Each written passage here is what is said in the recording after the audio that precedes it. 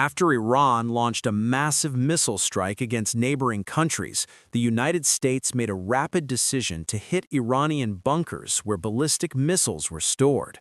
The aircraft selected for this mission were the B-2 Spirit stealth bombers. These invisible ghosts are the only machines capable of reaching deep into enemy territory without being detected by advanced radar systems. But a mission of this scale starts long before the wheels leave the tarmac.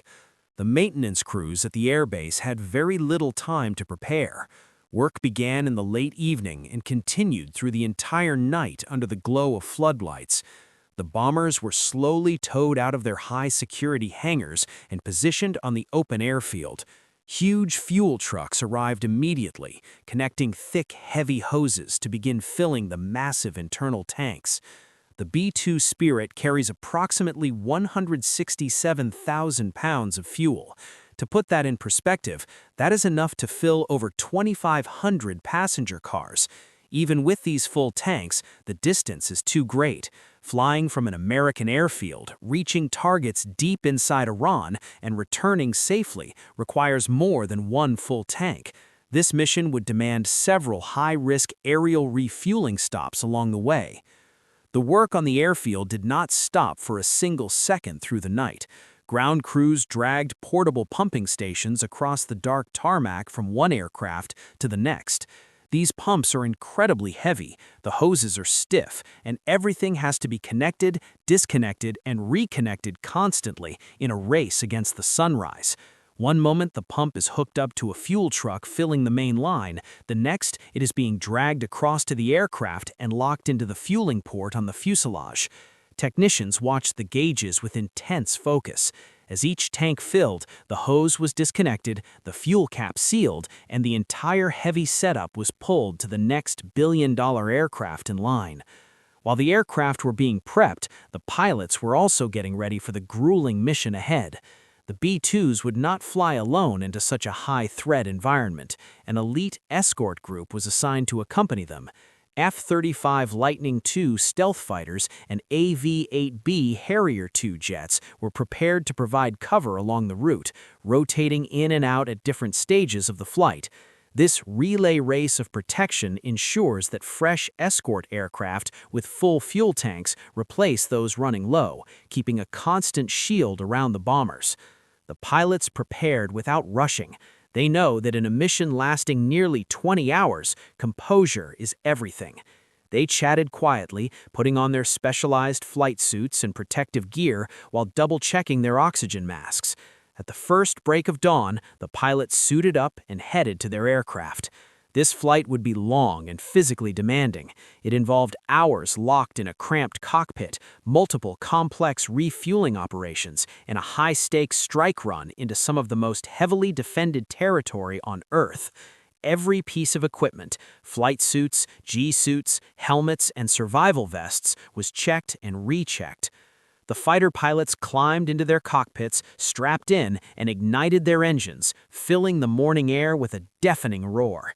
One by one, they taxied out and lined up on the runway.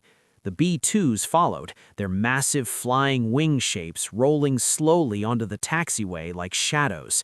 They moved to the runway threshold, paused for final systems checks, brought the engines to full military power, and began their takeoff rolls. The B-2s lifted off heavily and climbed steadily into the morning sky, followed closely by the F-35s. Once airborne, the formation assembled. The B-2 bombers took the center position, with the escort fighters flanking them on both sides. The group headed east, maintaining perfect altitude and formation as they crossed over the open ocean. During the long transit, the B-2s rendezvoused with a KC-135 tanker for their first aerial refueling. The massive bomber moved inches behind the tanker at hundreds of miles per hour. The boom operator extended the refueling pipe and connected it to the receptacle on top of the B-2's fuselage. Thousands of gallons of fuel flowed through the line in total silence. Once the tanks were topped off, the boom disconnected, the B-2 dropped back, and the formation continued toward the target zone. Meanwhile, at an Allied military base in the desert, a massive ground surge was underway.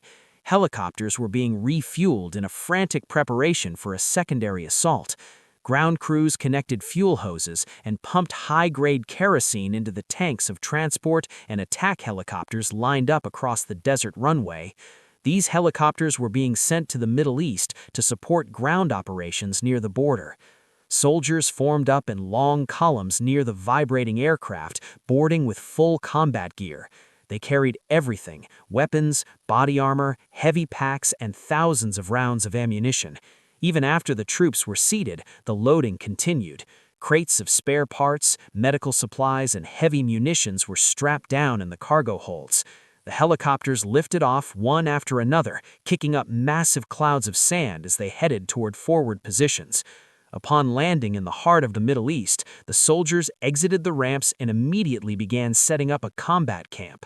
Tents went up, defensive trenches were dug, and long-range communication arrays were assembled.